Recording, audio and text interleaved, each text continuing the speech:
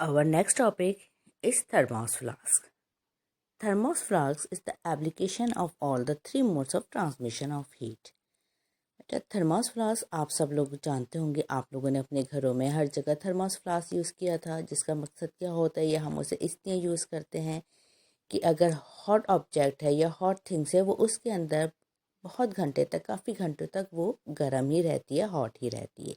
यानी उसको इस तरह डिज़ाइन किया जाता है कि बाहर से या आउटसाइड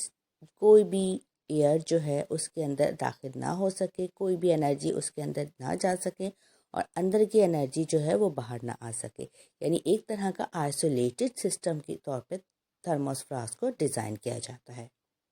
और ये इस ऑब्जेक्ट को हॉट रखने के लिए, गर्म रखने के लिए इस्तेमाल की जाती है। अब इसको किस तरह डिज़ाइन किया जाता है कि इसके अंदर ग्लास की डबल वॉल बनाई जाती है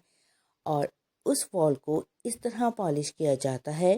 कि जो आउटर वॉल होती है उसकी, यानी जो 2 वॉल्स हम ले रहे हैं उसमें आउटर वॉल को जो है वो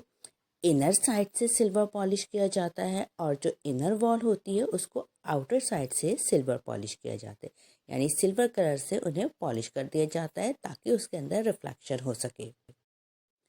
और जो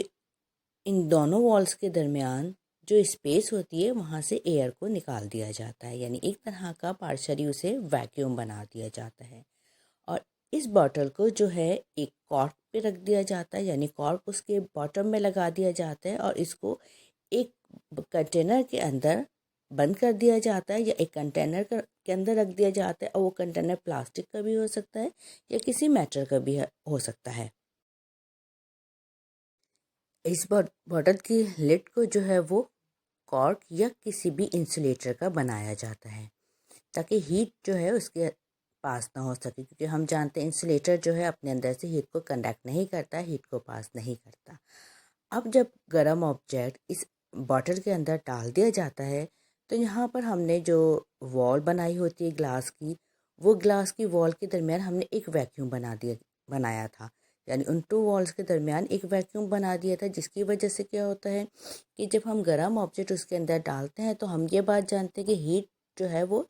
अब ट्रैवल करती है एक मतलब डिफरेंट टेम्परेचर की तरफ। तो यहाँ पर जब वो वैक्यूम बन गया होता है तो वैक्यूम बनने की वजह से वहाँ ना कंडक्शन होता है ना कन्वेक्शन होता है, यानी कि हीट जो है वहाँ से पास नहीं होती और उसी ग्लास के अंदर मौजूद रहती है, जिसकी वजह से क्या होता है कि एक कुछ ख़ास घंटे तक, काफ़ी घंटों तक वो हीट जो है उस ग्लास के अंदर या उस थर्मोस फ्लास्क के अंदर रहती है और वहाँ से बाहर नहीं निकल सकती, जिसकी वजह से वो ऑब्जेक्ट जिसको कि हमने गर्म रखना है, जिसको कि हमने सेफ रखना है, वहाँ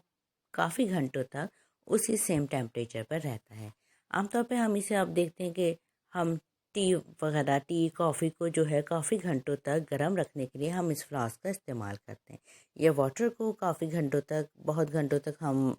गर्म रखने के लिए इसका यूज़ कर रहे होते हैं, क्योंकि इस फ्लास्क के अंदर से कंडक्शन कन्वेक्शन जो है प्रोसेस अकर नहीं हो रहा होता है, या इस फ्लास्क को इस तरह डिज़ाइन किया जा रहा होता है कि अंदर की हीट जो होती है वो अंदर ही रहती है और बाहर की हीट जो होती है, यानी बाहर की एयर जो होती है वो उसके अंदर अंदर नहीं आ सकती, जिसकी वजह से बॉटल का अंदर या थर्मास फ्लास्क का अंदर जो है वो टेम्परेचर मेंटेन रहता है, जो कि टेम्परेचर हम हासिल करना चाह रहे होते हैं, जो टेम्परेचर हमें चाहिए होता है। तो इट मीन्स थर्मोस फ्लास्क एक ऐसा पॉट होता है, एक ऐसा बर्तन होता है जो कि जिसके अंदर कंडक्शन, कन्वेक्शन, रेडिएशन 3 मोड्स अकर हो रहे होते हैं और उसको हम किसी भी चीज़ को, सब्सटेंसेस को, कोई भी थिंग्स को वार्म रखने के लिए, उसका टेम्परेचर मेंटेन रखने के लिए यूज़ करते हैं।